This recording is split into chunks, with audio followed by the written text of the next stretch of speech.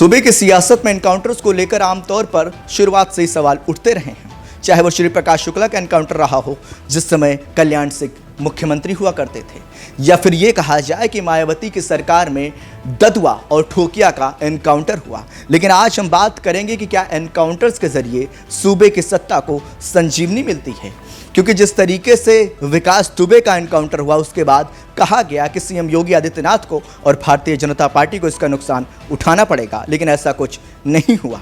ठीक ऐसा ही मायावती की सरकार में भी हुआ जब ददुआ और ठोकिया का एनकाउंटर कर दिया गया।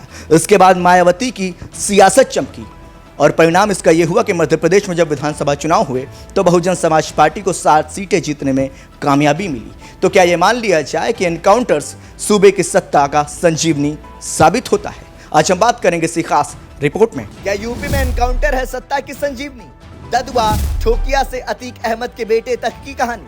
जब श्री प्रकाश शुक्ला का हुआ एनकाउंटर और सीएम कल्याण सिंह को मिली राहत। बहराइच हिंसा के दौरान रामगोपाल मिश्रा को गोली मारने के आरोपी सरफराज और तालीम का बीते दिन यानी 17 अक्टूबर को एनकाउंटर हुआ। इस एनकाउंटर में दोनों के पैर में गोली लगी। हालांकि अब इस एनकाउंटर पर सपा मुखिया और सूबे के पूर्व मुख्यमंत्री अखिलेश यादव ने सवाल उठाया है। अखिलेश यादव ने कहा कि सरकार नाकामी छिपाने के लिए एनकाउंटर का सहारा ले रही है। सरकार एक वर्ग को डराकर अपना हित साधना चाहती है। हालांकि ये पहली बार नहीं है जब यूपी में एनकाउंटर सत्ता के लिए संजीवनी साबित हुआ है।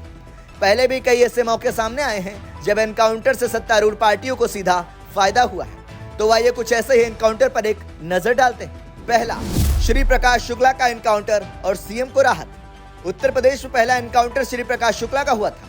गोरखपुर के मूल निवासी श्री प्रकाश शुक्ला की गिनती उन दिनों यूपी के सबसे बड़े अपराधियों में होती थी। कहा जाता है कि उस वक्त श्री प्रकाश शुक्ला जिसे मारने की सुपारी लेता था उसे मार ही देता था। ऐसे ही एक दिन श्री प्रकाश शुक्ला ने यूपी के तत्कालीन मुख्यमंत्री कल्याण सिंह को मारने की सुपारी ले ली। इंटेलिजेंस से इसकी इनपुट मिलने के बाद कल्याण सिंह हरकत में आए और आनन फानन में यूपी पुलिस के तेज तर्रार आईपीएस अफसर अजय शर्मा के नेतृत्व में एसटीएफ बनाने की घोषणा कर दी। यूपी में पहली बार पुलिस के भीतर स्पेशल टास्क फोर्स का गठन किया गया था।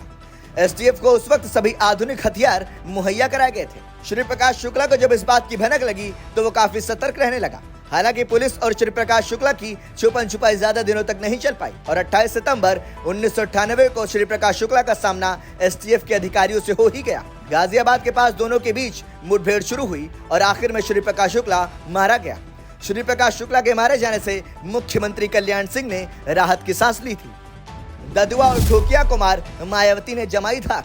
साल 2007 में पूर्ण बहुमत के साथ मायावती यूपी के सत्ता में आई। सत्ता में आते ही मायावती ने उस वक्त के खूंखार डकैत ददुआ और ठोकिया को निशाने पर ले लिया।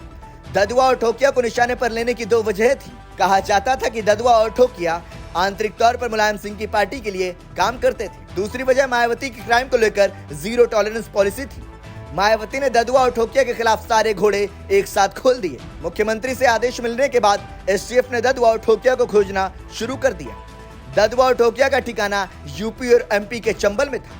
लंबी जद्दोजहद के बाद पहले ददुआ और फिर अंबिका पटेल उर्फ ठोकिया एसटीएफ के एनकाउंटर में मारा गया। ददुआ और ठोकिया के एनकाउंटर को बीएसपी सुप्रीमो ने जमकर भुनाया। इस एनकाउंटर के बाद 2008 में मध्य प्रदेश में विधानसभा चुनाव हुए।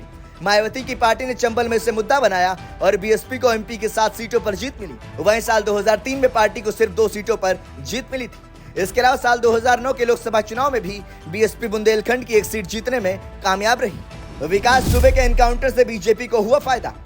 जुलाई 2020 में यूपी पुलिस के जवानों पर हमला करने वाला विकास दुबे मुठभेड़ में मारा गया था। विकास दुबे का मामला 2 वजहों से सुर्खियों में था।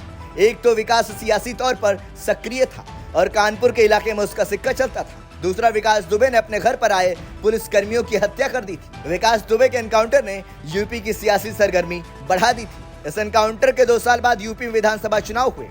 इस चुनाव में कानपुर जोन के 27 में से 22 सीटों पर बीजेपी को जीत मिली, जबकि साल 2017 में यहाँ की 20 सीटों पर ही बीजेपी को जीत मिल सकी थी। वहीं कानपुर जोन में बीजेपी की सीटों की संख्या में तब बढ़ोतरी हुई जब पूरे यूपी की संख्या में गिरावट देखी गई थी।